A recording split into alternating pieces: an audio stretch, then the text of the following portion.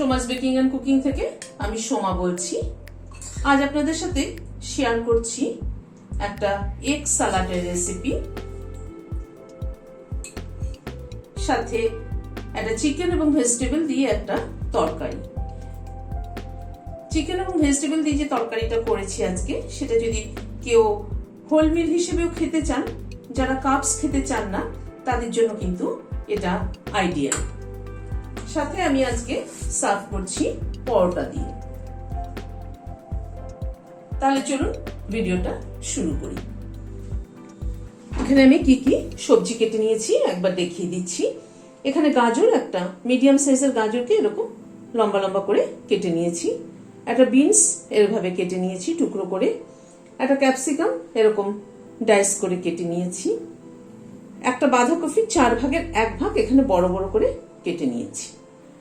আর red bell paper, একটা red bell পেপারে হাফটা কেটে নিয়েছি এরকম ডাইস করে।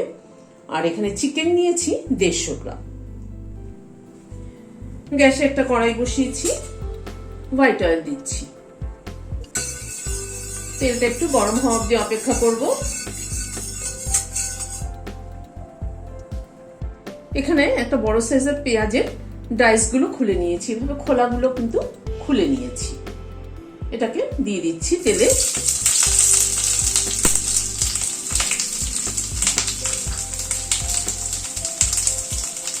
সাথেই ক্যাপসিকাম দিয়ে দিচ্ছি, রেড বেল পেপারও দিয়ে দিচ্ছি।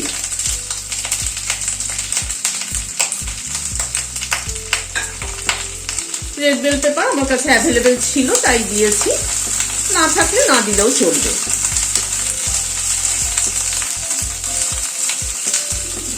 এই ক্যাপসিকাম আর পেঁয়াজটাকে হালকা একটু টস করে নেব।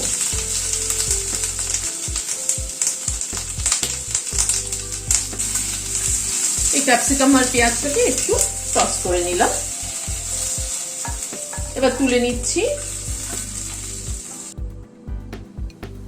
আবার একটু সাদা তেল দিচ্ছি। সাদা তেলের সাথে 1 চামচ মতো মাখন দিলাম। আর 10টার মতো গোলমরিচ ফোড়নে দিয়ে দিলাম। গোলমরিচটা একটু ক্র্যাক করা অবধি অপেক্ষা করব।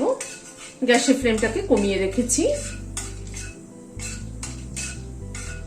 এখানে একটা পেঁয়াজ ছোট ছোট করে লম্বা লম্বা করে কেটে নিয়েছি, সেটা দিয়ে দিলাম।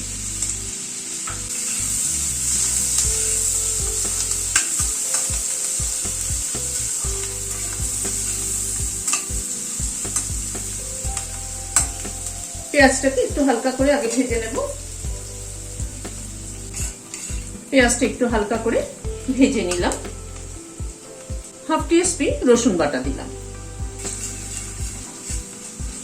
রসুন বাটাটা দিয়ে আবার একটু পেঁয়াজের সাথে নাড়াচাড়া করে নিচ্ছি।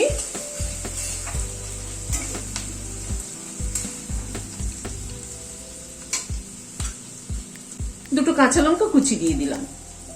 হাফ টিস্পুন আদা বাটা দিলাম। সব দিয়ে আবার একটুখানি নাড়াচাড়া করে নেব।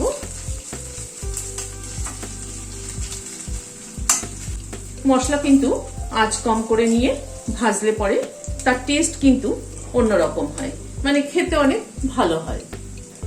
পেঁয়াজ, আদা, রসুন, কাঁচা লঙ্কা সবগুলোকে একটুখানি আবার ভেজে নিলাম। এবার একে একে সবজিগুলো অ্যাড করে দিচ্ছি। গাজরটা অ্যাড করে দিচ্ছি, বিনসটা অ্যাড করে দিচ্ছি,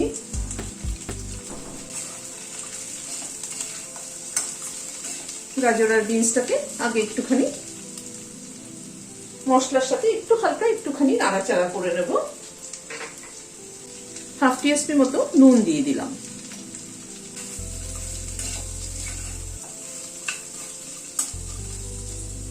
দিয়ে একটু ঢেকে দিচ্ছি গাজর বিনসটা সেদ্ধ হওয়ার জন্য। এই মিনিট 2 মতো ঢাকা ছিল গাজর বিনসটা, তুলছি ঢাকা।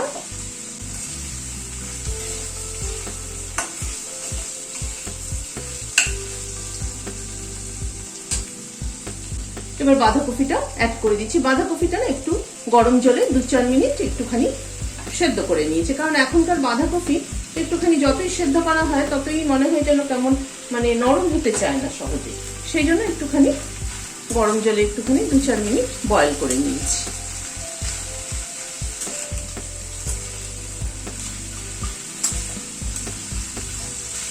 চিকেনটাও অ্যাড করে দিচ্ছি।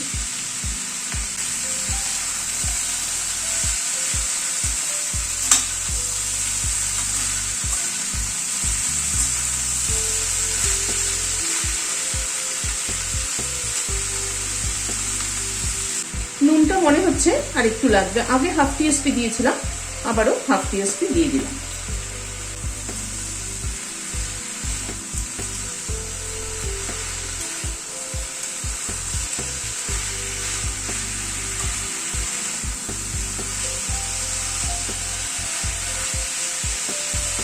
একটু ঢেকে দিচ্ছি চিকেন আর সবজিগুলো সেদ্ধ হওয়ার জন্য।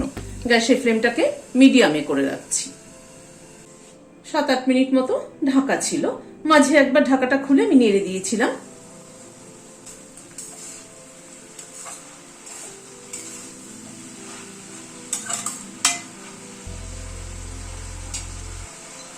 ওয়ান টিএসপি গোলমরিচের গুঁড়ো দিয়ে দিলাম।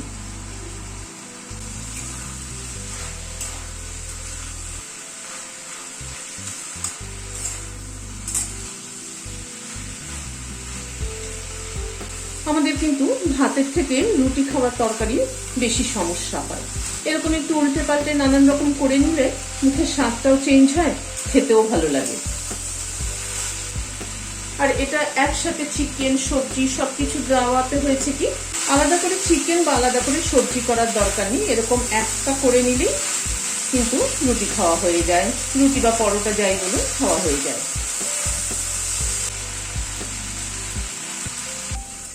আরো 1-2 মিনিট একটু নাড়াচাড়া করে নিলাম।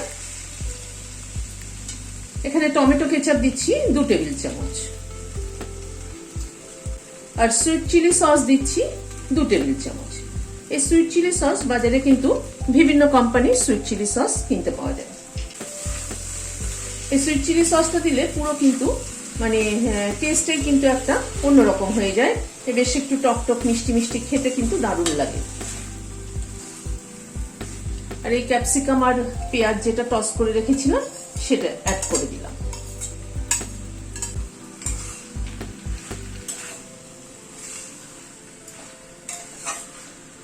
সবকিছু দিয়ে একবার একটু মিশিয়ে নিচ্ছি।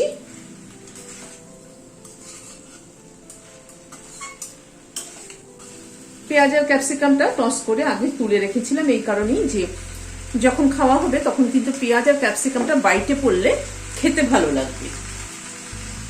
1 চামচ মতো অরিগানো ছড়িয়ে দিলাম।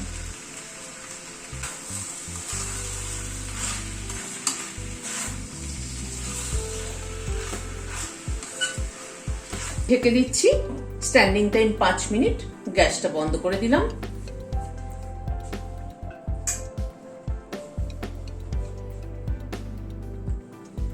একটা এগ স্যালাড বানিয়ে নেওয়ার জন্য এখানে একটা ডিম বয়েল করে এরকম টুকরো টুকরো করে কেটে নিয়েছি, পেঁয়াজ একটাকে এরকম টুকরো টুকরো করে কেটে নিয়েছি, আর একটা শসাও এরকম টুকরো করে কেটে নিয়েছি। একটা বাটি নিলাম, ডিমটা দিলাম, পেঁয়াজ দিলাম,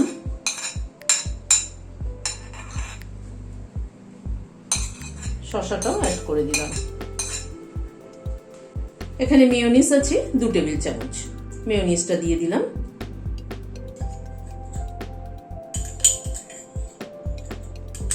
এখানে কাসুন্দি নিয়েছি 1 চামচ, কাসুন্দিটা দিয়ে দিলাম।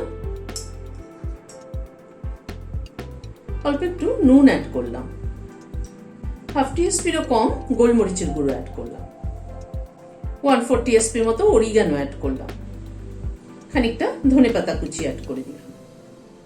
সবগুলোকে একবার একটু মিশিয়ে নিচ্ছি।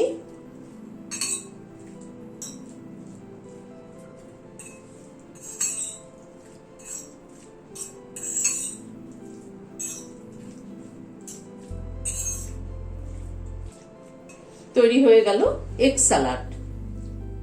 আমার আজকের রেসিপি আপনাদের কেমন লাগলো আমাকে অবশ্যই কমেন্ট বক্সে জানাবেন, আপনাদের কমেন্ট পেলে ভালো লাগে। আজ তাহলে এখানে শেষ করছি। পরবর্তী ভিডিওতে আবার দেখা হচ্ছে। নমস্কার।